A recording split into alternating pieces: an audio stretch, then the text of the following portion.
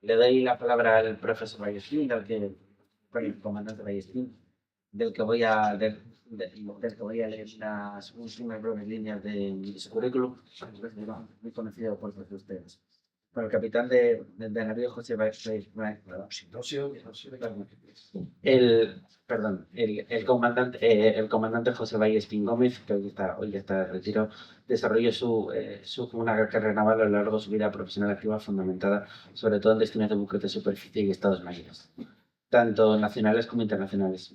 Mandó a las fragatas Extremadura y Reina Sofía y terminó después la reserva en el director del Departamento de Estudios, Investigaciones y Historia y Cultura Naval, donde yo tuve el gusto de conocerlo. En esa última etapa dirigió diversos programas de investigación y difusión de historia naval, destacando las sucesivas jornadas de historia marítima del Instituto, que conjugó con la dirección de la revista Historia Naval.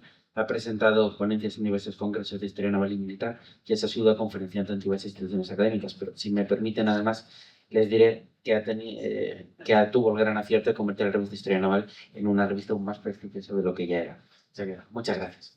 Como esta ponencia, esta intervención, pues se gestó pues un poquito en verano y al final ha quedado un poquito raro porque voy a hablar de fundamentos del corso cuando ya se ha hecho cuando estamos ya cerrando el congreso. Lo que al final he pensado hacer es sencillamente, una vez escuchado todos los anteriores, todos los ilustrísimos ponentes anteriores, pues yo voy a hacer una especie de repaso, de cierre de expediente, como digo por ahí, con algunas matizaciones que me parecen importantes.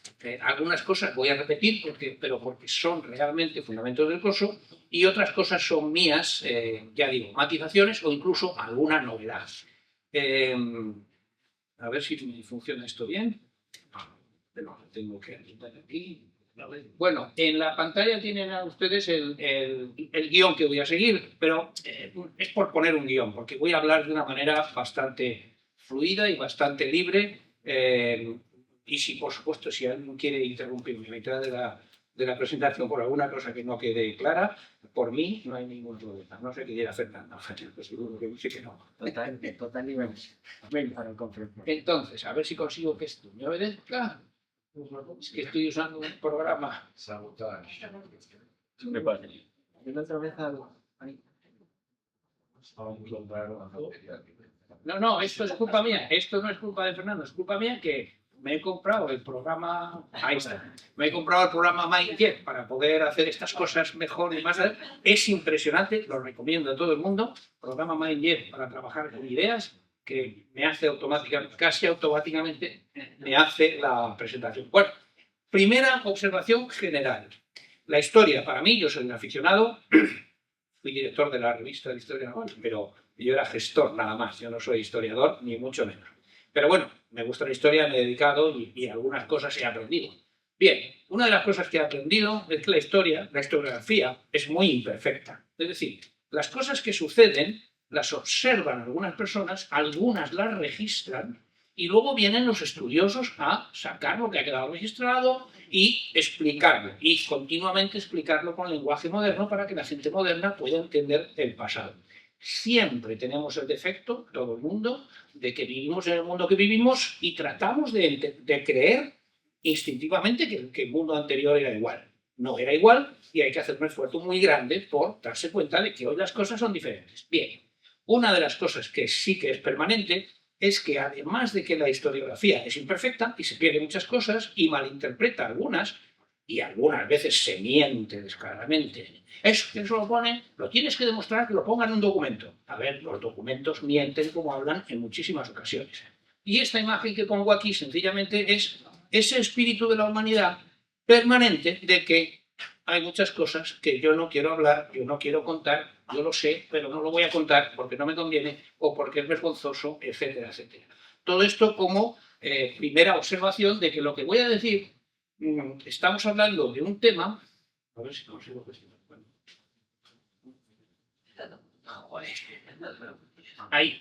Estamos hablando de un tema que es el corso, que es uno de los temas, cuidado, que no es como cuando se habla, pues yo qué sé, de los programas de educación de la democracia en España, ¿no? Que está todo registrado y que se han escondido pocas cosas. El corso es un negocio que como ya se ha estado diciendo aquí, unas veces es cruel, como ha dicho el profesor Ascona, otras veces es muchas cosas, tiene relación la del corso con negocios aún peores. El corso oficialmente, el trabajar para un Estado con medios privados y el premio es el botín, digamos, bueno, es que está relacionado con cosas peores, por ejemplo, la esclavitud. ¿Sabemos de verdad lo que fue la esclavitud, el trato de los esclavos? Sabemos muchas cosas, pero aplicando la regla anterior, los que trataban con esclavos no registraban sus acciones como se registraban, pues yo qué sé, las cuentas del Estado, ¿no? O sea que hay que tener mucha precaución a la hora de pensar. El mar es especialmente un sitio adecuado para esconder cosas. Las cosas que suceden en la mar las ven muy pocas personas. ¿Qué es esto? La voladura del Nord Stream de hace 4 días. ¿Quién voló el Nord Stream? Una de las razones por las que no lo sabemos, o bueno, como tenemos patente la razón, es porque se hizo en la mar y en este caso debajo del agua, todavía más fácil de esconder quién lo hizo, ¿no? Bueno, pues todas estas cosas están dentro del espíritu, están en el espíritu de lo que yo voy a decir ahora. Mucho cuidado. ¿De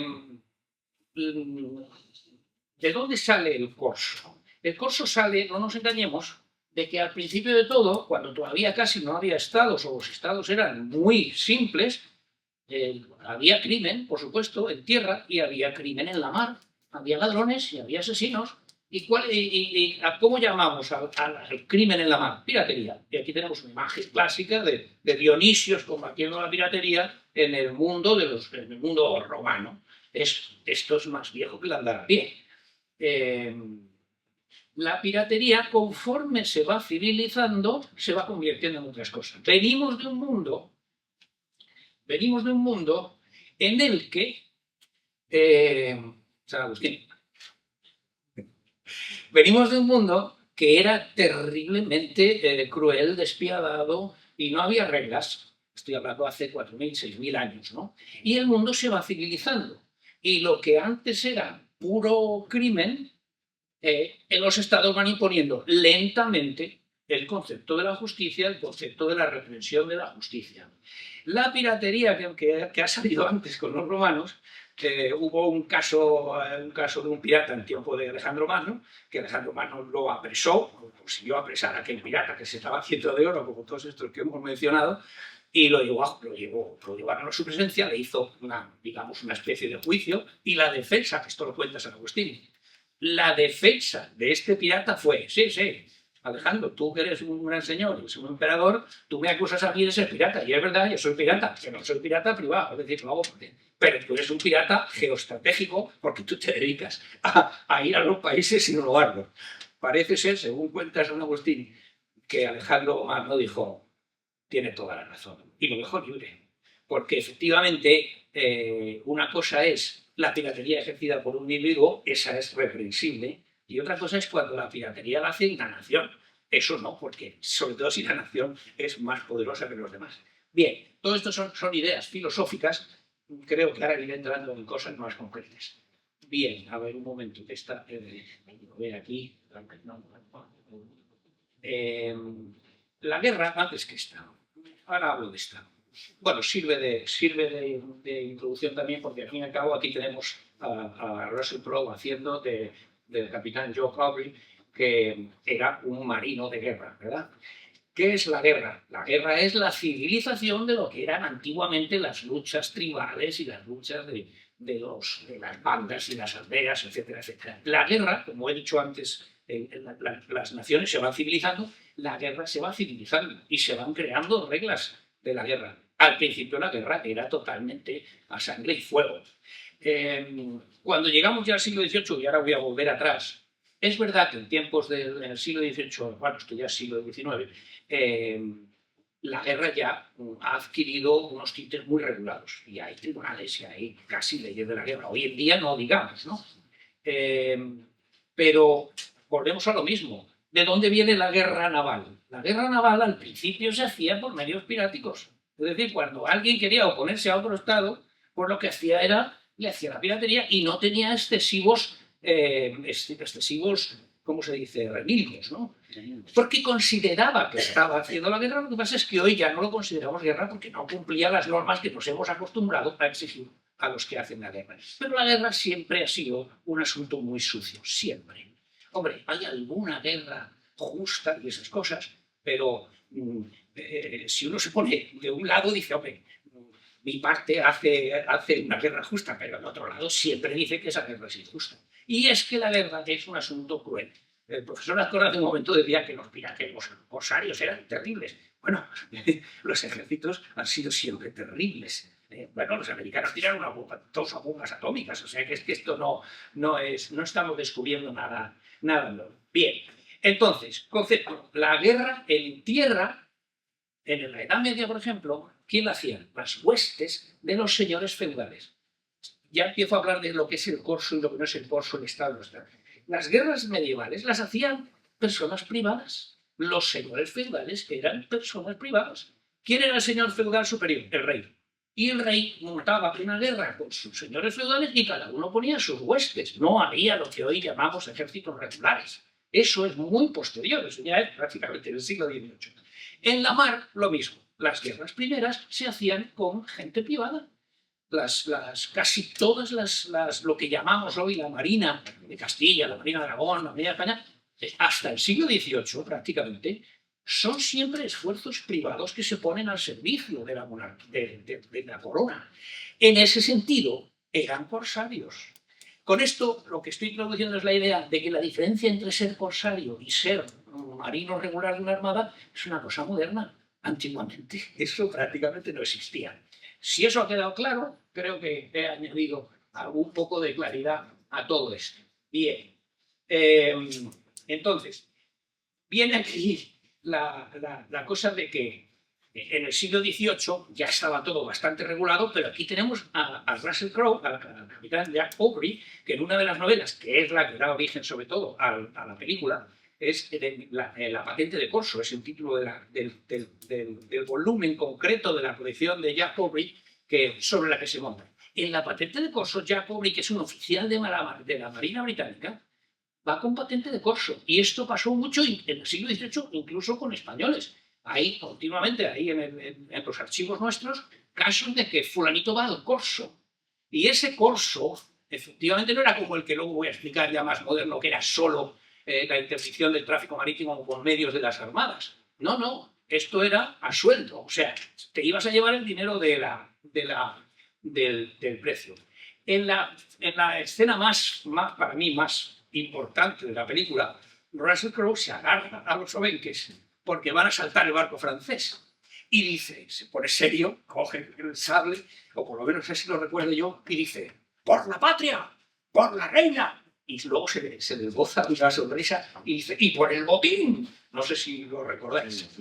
Eso lo que nos dice es que la Marina Británica del siglo, entrando ya en el siglo XIX, es todavía una marina que todavía arrastra la cola de corsario, pero no es que Gran Bretaña utilice corsarios, como todas las otras marinas, entre otras las nuestras, sino que es que sus propios marinos de guerra seguían teniendo un rabo corsario. España era así. Yo llevo tiempo tratando de determinarlo. Yo creo que ya a principios del siglo XIX, por la razón que fuera, que quizá ahora la voy a puntualizar un poquito más, los marinos de guerra españoles habían perdido eso, pero no hacía mucho que lo habían perdido. Es decir, que todo lo que es separar entre corsarios y marinas de guerra, hoy casi se puede hacer con total facilidad, pero antiguamente era un mundo perfectamente interconectado. Yo creo que los ponentes que me han anticipado, quizá no lo han dicho con esta claridad, pero hemos visto que efectivamente, bueno, el caso de Barceló empieza de corsario y acaba de teniente general. Efectivamente. Bien. A ver si estamos puesto ahí. Así que las marinas todavía hasta el siglo XIX, sobre todo el siglo XVIII todavía, seguían siendo muy corsarias. Bien. A ver, un momento. Hay un caso, bueno, ahora voy a hablar de esto, pero no es esto, muy bien. A ver. Bueno, aquí lo que quería decir, sí, bueno, quería hacer una, pero esto realmente no voy a decir prácticamente nada porque se ha explicado ya casi todo. Esto es un poco un esquema de lo que fue ¿se ve? Bueno, un esquema de lo que fue el corso en sí. El corso como hacer la guerra marítima con medios propios. Se ha explicado bastante aquí. La idea primera, la más conocida, es la de atacar a barcos del enemigo, barcos mercantes del enemigo, para quedarte con sus riquezas e interrumpir su comercio. Eso es una herramienta de guerra. Tiene que hacerse en guerra. Si no, no es legal. Si no, es piratería. Otra de las cosas que se hizo mucho, los corsarios, sobre todo al principio de la Edad Moderna, por ejemplo, la Orden de San Juan, la Orden de Malta, hacía incursiones en tierra y racias en tierra, pero vamos, a pesar, además de atrapar barcos berberiscos, que por supuesto los berberiscos decían que eso era piratería, por supuesto, además hacían asaltos en tierra, por supuesto. Pero yo añado aquí también que hay una función que se ha mencionado, ya no me acuerdo cuál de las conferencias, que era proteger tus propios barcos de antemano. O sea, no solo atacar al país si hace falta con una incursión en tierra, no solo atacar al tráfico marítimo, que es lo propio, lo mollar del corsarismo, sino también incluso dar permiso a los privados, a los particulares, a que se armen. Y ahí voy a perder un minutito, que voy bien, en pararme en lo que quiere decir la palabra armada. Casi nadie lo piensa, pero armada quiere decir barcos armados. Es curioso que en inglés y en francés ese concepto se le ha aplicado al ejército de tierra, y por eso se llaman army o armée. Es curioso, ¿eh? En español, armada son los barcos armados. En inglés y en francés es las unidades de tierra armadas o algo así. Todavía no lo he estudiado con detenimiento. Pero en ambos casos, de lo que estamos hablando es de que coges a unas personas y les das armas.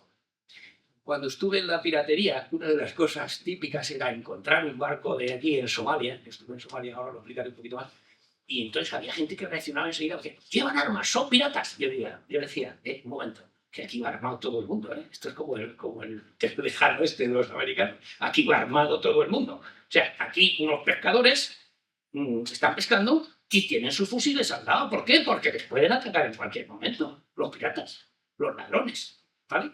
Bien, entonces, ahí sencillamente esto me lo voy a saltar porque solo era hacer una especie de recapitulación de en guerra o en paz o como auxiliares de la Armada o como privados. Eso es un poco el esquema general del corso. Bien. Me voy aquí y le doy al siguiente. Estas son las únicas letras que hay en la presentación.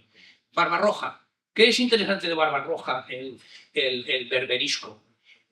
Barbarroja, en España todo el mundo dice pirata. Barbarroja, pirata. El profesor Ascona lo ha dicho hace un momento, no lo ha dicho exactamente igual así, pero los berbericos eran piratas. No. Barbarroja es corsario. Era griego.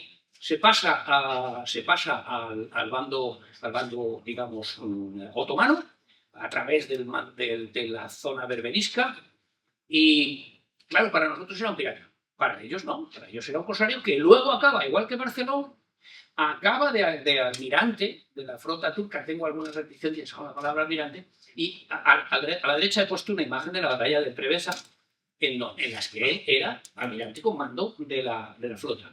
¿Pero eso qué quiere decir? ¿Que él era marino de guerra? No. ¿Por qué? Porque los barcos eran suyos. Los barcos que él aportaba eran suyos, como pasa en tantas ocasiones en la Armada Invencible, que muchos dicen que no se puede decir Armada Invencible en castellano. Y yo digo, bueno, si era como se le llamaba en España, a la Armada Invencible, porque además se consideraba invencible y además fue invencida. No la vencieron. Así que podemos decir con toda tranquilidad la Armada Invencible. En la Armada Invencible había barcos que eran de los generales que mandaban aquella flota.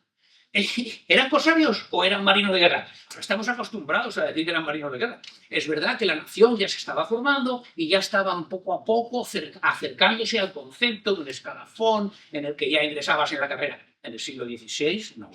En el siglo XVIII, sí, con la creación de la Real Armada. Bien. 10 minutitos. Entonces, ¿Qué es lo importante de Barbarroja como ejemplo? Es que durante 300 años, hasta que se firma la paz de la que ha hablado el profesor Azcona, durante 300 años, España y la Sublime Puerta, el Imperio Otomano, están en guerra permanente. ¿Por qué? Porque nunca se firma una paz, ni nunca se declara una guerra. Eso es lo que hace que Barbarroja tenía todo el derecho, como estaban en un estado de guerra permanente, tenía el derecho a atacar el tráfico y las costas, y no era un pirata, era un berberisco. Nosotros hacíamos lo mismo. Antes he dicho que la Orden de San Juan, que también hacía incursiones en tierra, la Orden de San Juan, como encima era una orden religiosa, estaba en guerra santa permanente con la secta de los maometanos, que decían ellos. Así que cuando tachamos de pirata a Barbarroja, hay que tentarse un poco la ropa, porque había un estado de guerra. Hombre, los cristianos, digamos, muy convencidos, por supuesto, consideran que los musulmanes son herejes y que, por lo tanto, merecen un castigo, claro, un castigo justo. Los musulmanes piensan exactamente lo contrario. Y apunto también que, a diferencia con el corso normal, los corsarios normalmente a los que hacían prisioneros, si no se los violaban con perdón de la expresión, los intercambiaban por dinero directo y si no los soltaban, no los querían tener presos. ¿Por qué? Porque como eran cristianos entre ellos, si estamos hablando de naciones cristianas, los cristianos no podían esclavizar a los cristianos, pero en cambio los cristianos podían esclavizar a los musulmanes precisamente por ser considerados herejes y viceversa. Cuando Cervantes está en Argel, es un cautivo, es un esclavo, porque como es un hereje para los musulmanes, merece ser cautivo y por lo tanto incluso esclavo. Y luego estaba la solución, me lo apuntaba ayer, de que la pena es ponernos a remar en las balenas. Bueno, no me entretengo más en eso, pero son cosas que conviene tener en cuenta. Esto, aunque he puesto Barbarroja, pero se extiende a lo largo de los 300 años de pugna entre España y el Imperio Otomano.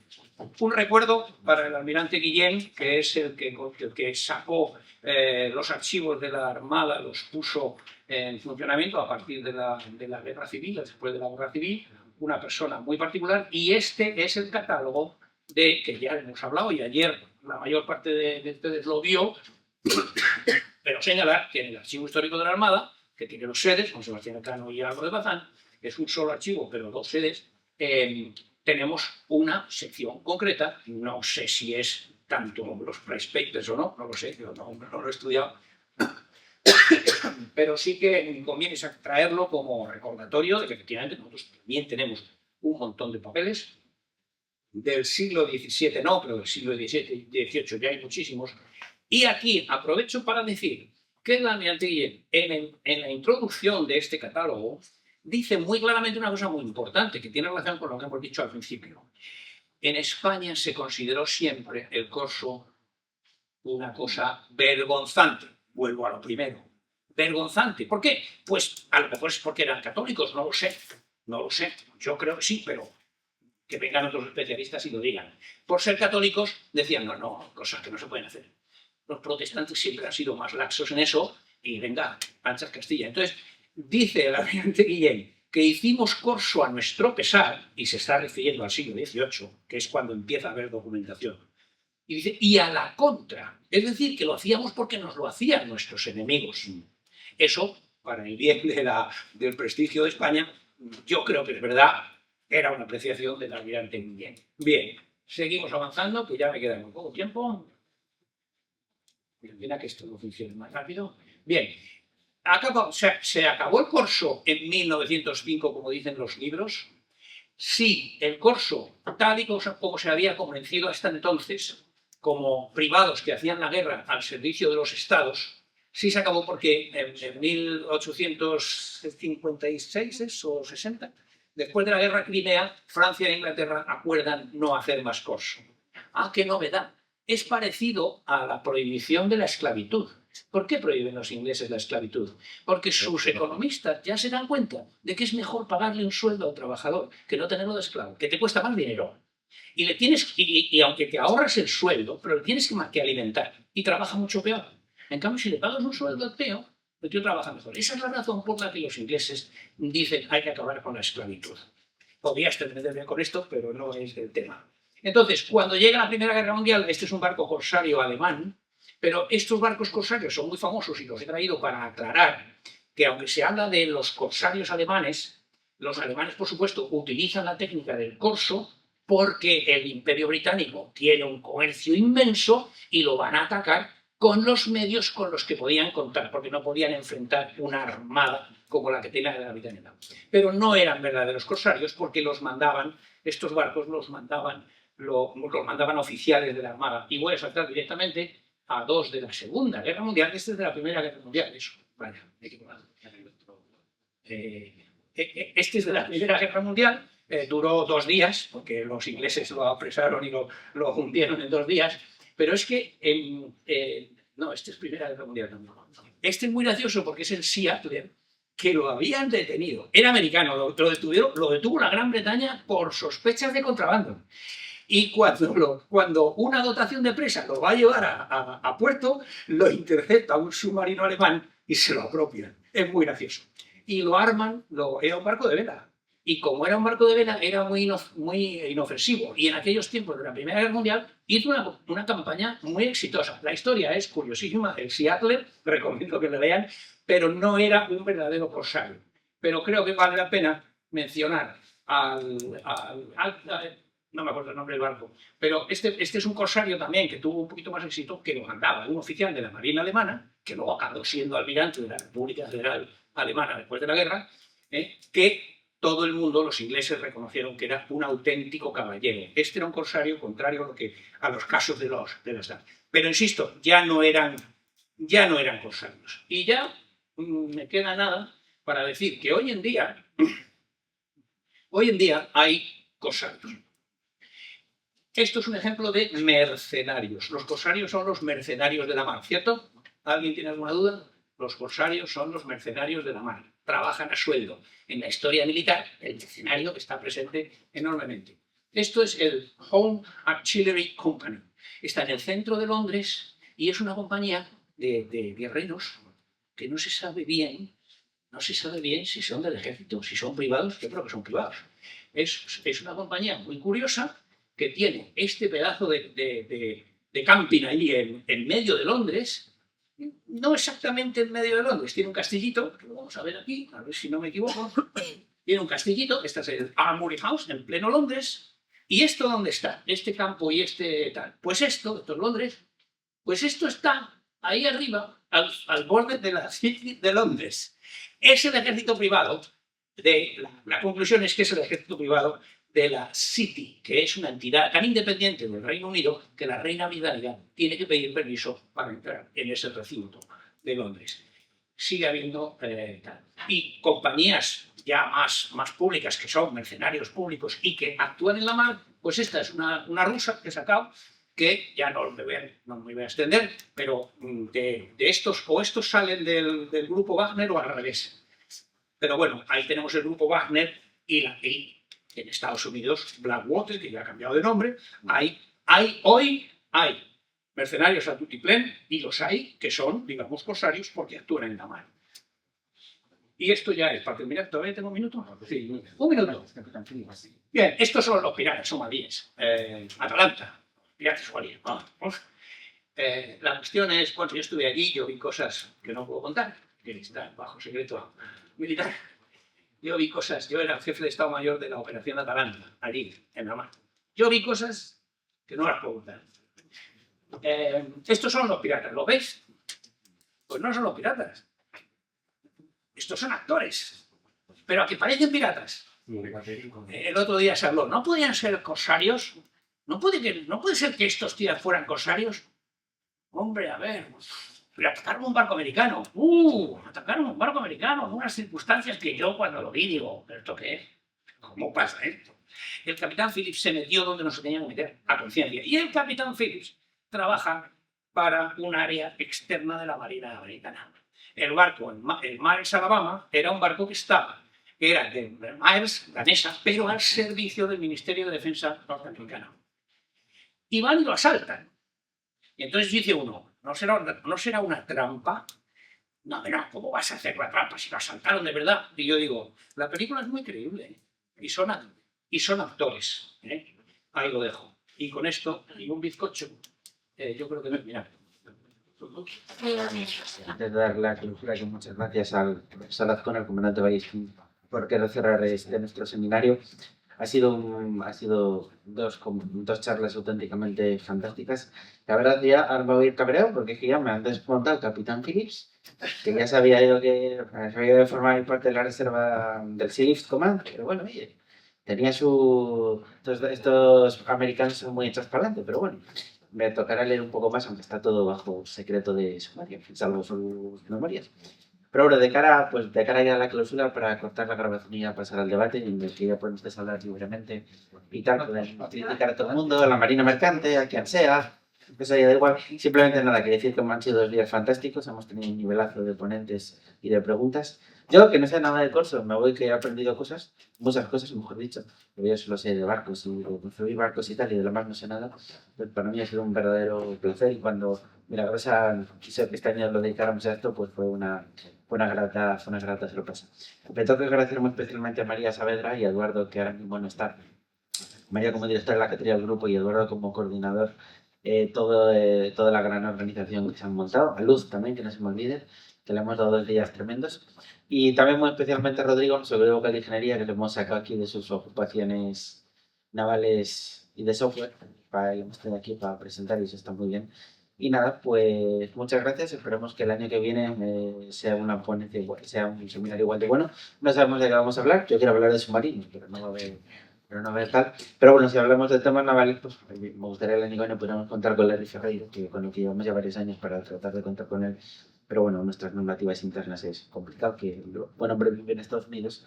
Pero sí que es cierto que le recomiendo a todos ustedes el libro que sacó de la independencia estadounidense, porque habla muy bien hace una exposición muy buena de las acciones de la Armada, de los corsarios y tanto de la flota. Y pues es muy fantástico y es un tema fantástico. Pues nada, no me extiendo más y damos paso al debate.